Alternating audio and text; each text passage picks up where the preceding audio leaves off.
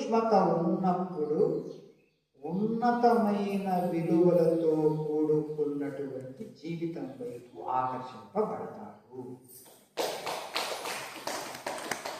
ఆ సూక్ష్మత లేకుండా ఉంటే మనస్సు మధ్యస్థంగా ఉందా, మొద్దుబారిపోయిందా, అప్పుడు మనం ఎంత మంచి విషయాలు చెప్పినా కానీ వినటం ద్వారా ఏదో ఒక సంస్కారం ఏర్పడుతుంది, కానీ అది పని చేసి వాళ్ళను బయటికి లాగే అంత పెట్టుబడి లేదట, పునాది లేదు.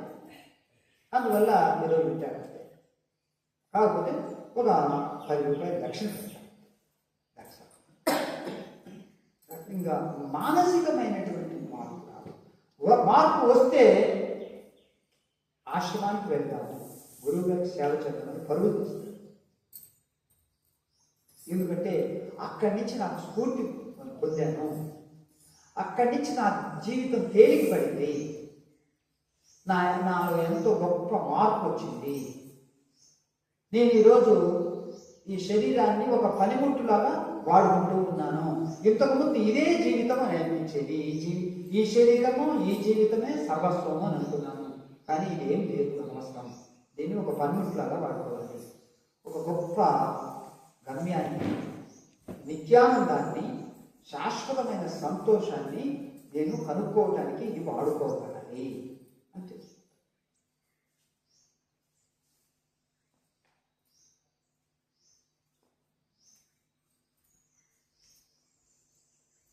ఈ క్రమ వికాసం అనే దాంట్లో ఇంకొకటి కూడా యోగ సూత్రాల ప్రకారంగా, యోగ మార్గం ప్రకారంగా యమ, నియమ, ఆసన, ప్రాణాయామ, ప్రత్యాహార, ధారణ, ధ్యాన, సమాధి. సమాధి అంటే సమ్యక్ అధీన ఇది సమాధి. మనస్సు తన స్వస్థ స్వరూపంలో ఉండిపోవడమే సమాధి.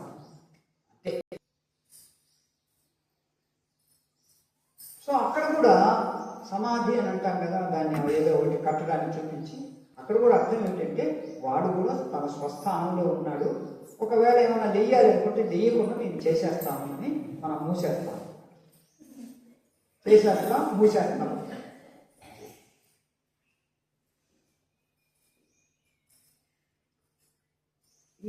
ఈ 4 యోగాలు, జ్ఞానయోగ దృష్టితోనేమో కర్మ, భక్తి, ధ్యాన, యోగం. యోగ సూత్రాల ప్రకారంగా, యోగ మార్గ ప్రకారంగా యమ, నియమాసన, సమాధి, క్రమ వికాసం. ఇది చాలా టైం పడుతుంది, చాలా సాధన అవసరం. ఈ జ్ఞానయోగము, జ్ఞాన వికాసము, క్రమ వికాసము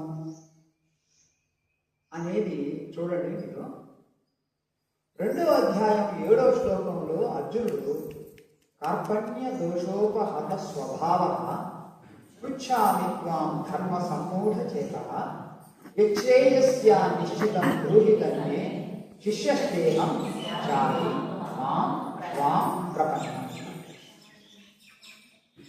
కృపణుడునై, కృపణుడు అంటే దీనుడు. పాపం ఈ దేంట్లో దీనుడు అని అంటే ఏమి చెయ్యాలి, ఏమి చెయ్యకూడదు అనేది నాకు స్ఫురించట్లేదు. దీనుడుగా ఉన్నాను. దీనుడు అంటే ఏదో తింటానికి గతి లేక, జీవితంలో ఏమి చెయ్యాలో, ఏమి చేయకూడదో, ఎట్లా ముందుకెళ్ళాలో నాకు స్ఫురించట్లేదు, తెలియట్లేదు.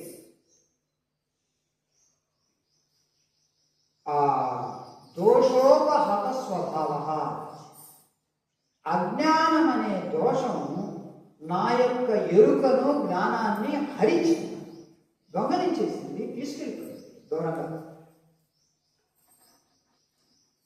ఏమి చెయ్యాలో తెలియట్లేదు, అందువల్ల అడుగుతూ ఉన్నాను. కనుక ఏది శ్రేయస్కరమో, ఏంటి శ్రేయస్కరము, నా జీవితానికి ఏది మేలో. సో మేలు, శ్రేయస్సు అంటే ఎప్పుడు మంచి చేసే. ప్రేయస్సు వేరు, శ్రేయస్సు. దాన్ని నిశ్చయించి నాకు తెలియచెప్పుమో పరమాత్మ, అయితే మీ ఊరికి నేను చెప్పనేమో, శిష్య స్నేహం షాది మాం త్వాం ప్రపన్నః. నన్ను కరుణించి నన్ను శిష్యుడిగా స్వీకరించి నాకు ఈ తెలియచెప్పుము అంటూ దీనంగా వేడుకుంటాడు.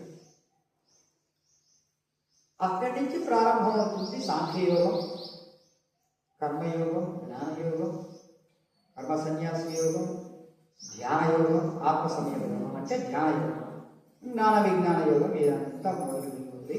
చివరికి మోక్ష సన్యాస యోగానికి వెళ్ళిన తర్వాత 72వ శ్లోకంలో ప్రతిసారి అర్జునుడు అడిగిన ప్రశ్నకు కృష్ణ పరమాత్మ సమాధానం చెప్తూ ఉంటే ఇప్పుడు కృష్ణ పరమాత్మ ప్రశ్న అడుగుతున్నాడు. ఇది చూడండి, 72వ శ్లోకంలో ఏమనంటున్నాడు అంటే,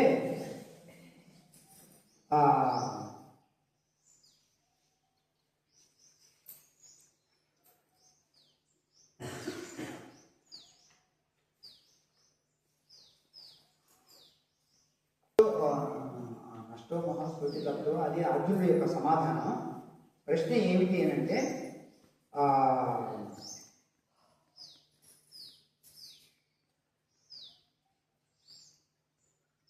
రెండు ప్రశ్నలు. కశ్చిదజ్ఞాన సమ్మోహ ప్రణశ్చస్తే ధనంజయ.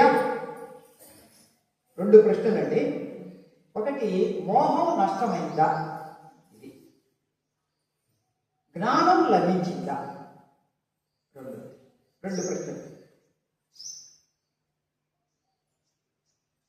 ఏకాగ్ర చేతసా పార్థ చుట్వా, విన్నవా, ఏకాగ్ర చేతస్సుతో విన్నవా, నీ అజ్ఞానం పటాపంచలైందా, నీకు జ్ఞానం లభించిందా అని అంటే, అప్పుడు అర్జునుడి యొక్క సమాధానం ఏమిటంటే, నష్టో మోహ స్మృతిర్లబ్ధ్వా త్వత్ప్రసాద మయా అచ్యుత స్థితోస్మి గత సందేహ కరిష్యే ఉచితం. మీ యొక్క అనుగ్రహం వల్ల నా మోహం తొలగిపోయింది, అజ్ఞానం తొలగిపోయింది. ఇప్పుడు నేను జ్ఞానంతో కృత నిశ్చయుడై నిలబడ్డాను. మీరు చెప్పినట్లుగా చేయడానికి సిద్ధంగా ఉన్నాను. ప్రశ్న 2, సమాధానం కూడా 2. నీ కృప వల్ల నా మోహం పూర్తిగా నష్టమైంది, స్మృతిని పొందాను, ఏ సంశయాలు లేవు, కనుక తమ ఆజ్ఞను నెరవేరుస్తాను, శిరసా వహిస్తాను అంటూ సమాధానం. ఇక్కడ మోహము తొలగి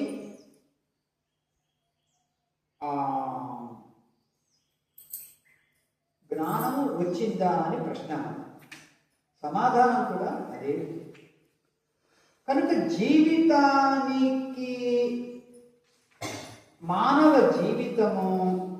జీవితానికి ఆటంకం ఏమిటి అంటే అజ్ఞానం. దానికి వెలుగుడు ఏమిటి అంటే, మరి స్వామీజీ జపం చేయాలి, ధ్యానం చేయాలి, యాత్రకు వెళ్ళాలి, మరియు రామకోటి రాయాలి, గుడ్డు కొట్టించుకోవాలి, శుక్రవారం అక్కడికి వెళ్ళి లలిత పారాయణం చేయాలి, దానం ఇవ్వాలి, ఇది చేయాలి, అది చేయాలి అంటే అవన్నీ చిత్తశుద్ధి కోసం చేయండి. ఆ చిత్తశుద్ధి వచ్చినప్పుడు భేద బుద్ధి నశిస్తుంది, భేద బుద్ధి తగ్గుతుంది. ఏమిటి భేద బుద్ధి? ఏదైనా సరే నాకంటే వేరుగా ఉన్నది, అన్యంగా ఉన్నది అని అనుకున్నప్పుడు దాని ద్వారా నేను పీడింపబడతానేమో, బాధింపబడతానేమో, నాకు కావాలనేమో అనేదే భేదబుద్ధి.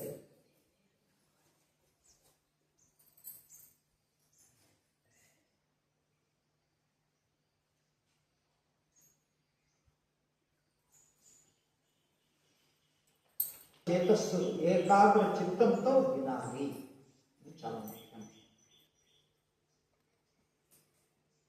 ఇక్కడ వినటము అనే విషయం దగ్గరికి వచ్చాం కాబట్టి ఇక ఒక విషయం చెప్పి ముగించేస్తాను.